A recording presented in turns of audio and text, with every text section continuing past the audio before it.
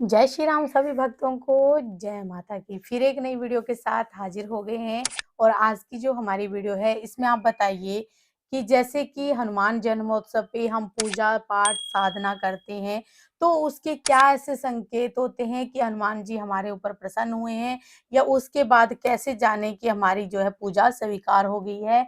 हमारे साथ अंत तक बने रहना, तभी आपको सारी वीडियो समझ में आएगी। अगर वीडियो अच्छी लगती है तो लाइक करें, शेयर करें, कमेंट करें।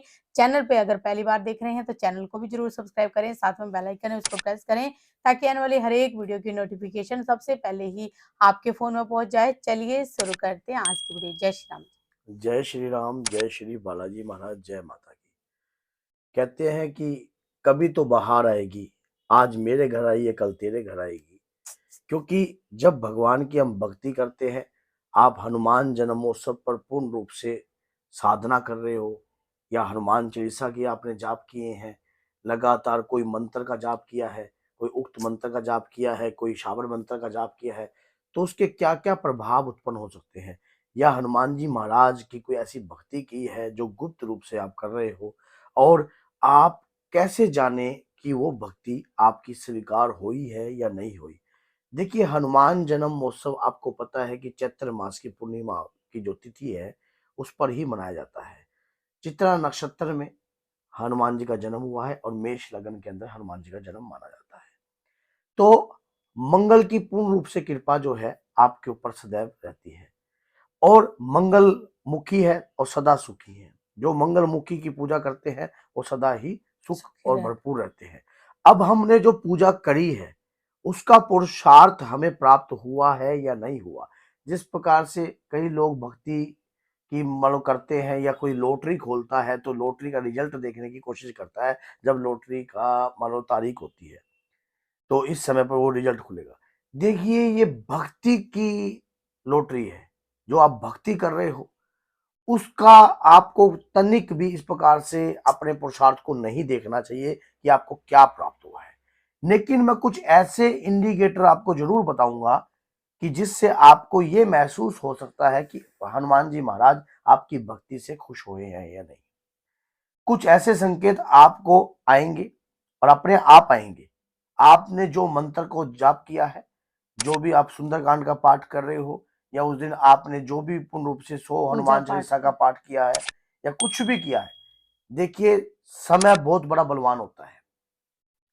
उस अगर उस समय पर हम किसी शक्ति को जागृत कर रहे होते हैं या किसी शक्ति की आराधना कर रहे होते हैं, तो आज नहीं तो कल भविष्य में वो हमें फल फलीभूत जरूर होगा, उसका फल भी हमें प्राप्त होगा। लेकिन उसके लिए हमें करना क्या होगा। हमें अगर रात्रि को सोते वक्त बहुत सारे वानरों के सपने आते हैं, बहुत सारे लंगूर दिखाई देते हैं, आपको ऐसा लगता है कि जैसे बहुत सारे लंगूर आपके पास आ रहे हैं, लेकिन आपको हिंसक नहीं हो रहे, आपके ऊपर आपको मारने के लिए नहीं आ रहे, सिर्फ आपके पास आ रहे हैं, या आप किसी भी लंगूर के ऊपर या किसी बंदर के ऊपर आप हाथ फेर रहे हो, तो कहीं ना कहीं जो है आपकी भक्ति स्वीकार हो रही है जो उस दिन आपने की है। साधु महाराज आपको साधु के कपड़े में दिखते हैं। बहुत सारे साधु आपको दिखाई दे रहे हैं, आपको आशीष दे रहे हैं दोनों हाथों से। आपको ऐसा लगता है कि स्वप्न में जैसे आशीष दी है, और ऐसा महसूस भी हो रहा है। आप जब स्वप्न में आपकी आंख खुल जाती है अचानक और आपको ऐसा लगता है कि किसी ने आपके सिर पर हाथ फेरा है, तो आपसे हनुमान जी महाराज प्रसन्न हैं, खुश हैं। और कुछ ऐसे संकेत भी हैं, अगर आपके माता पिता के रूप में आपको बाबा भी दिखाई दे रहे हैं, आपको ऐसा लगता है कि आपके पिता जो है, अगर है तो ठीक है, अगर अगर नहीं भी है तब भी ठीक है। अगर दोनों ही रूपों में आपको मान लो दिखाई दे रहे हैं स्वप्न में, और माता पिता दिखाई दे रहे हैं, आपको ऐसा लगता है कि माता पिता आप आपसे कुछ कह नहीं रहे, इसका आशीर्वाद प्राप्त हो रहा है आपको। आप अगर आप ऐसे लग रहे हो कि स्वप्न में ही आप पैर छू रहे हो, तो आपको जो हनुमान जी की कृपा प्राप्त हो रही है, आपकी भक्ति स्वीकार हुई है। और ऐसा लगता है कि कहीं ना कहीं आप कोई भूखे साधुओं को भोजन करवा रहे हो, तब भी आपकी भक्ति स्वीकार हो रही है। ये तो स्वप्न के संकेत मैंने आपको बताए हैं। अब मैं प्रैक्टिकल आपको बताता हूँ कि जो आपके जीवन में घट सकता है। अगर आप मंत्र का जाप कर रहे हो, कोई ऐसा मंत्र का जाप अपने हनुमान जन्मोत्सव पे उठाया है, तो कुछ आपकी मुसीबतें जो है वो बढ़ने लग जाएंगी, आपके जीवन में संघर्ष बढ़ने लग जाएगा। अब आप इससे क्या कहोगे, क्या हनुमान जी खुश नहीं है? हनुमान जी खुश हैं, लेकिन वो चेक कर रहे हैं अपने बच्चे को, अपने लाल को, कि तेरी भक्ति कितनी मेरे प्रति समर्पण है, कितना तेरा स्ट्रोंग है, विश्वास। तेरी भक्ति का विश्वास कितना मजबूत है। वो आपको इस प्रकार से मजबूत बनाने की कोशिश कर रहे हैं। जैसे जैसे आप ये मुसीबतें बढ़ेंगी, कुछ ऐसा भी हो सकता है आपके शरीर के ऊपर भारीपन भी आ सकता है, आप बीमार भी रह सकते हो, बुखार वगैरह भी चढ़ सकता है। तो आप इसमें घबराने की आवश्यकता नहीं है। लेकिन जो मंत्र का जाप आप कर रहे हो, जिस मंत्र का जाप आप कर रहे हो, उस मंत्र का जाप लगातार करते रहना, छोड़ना मत।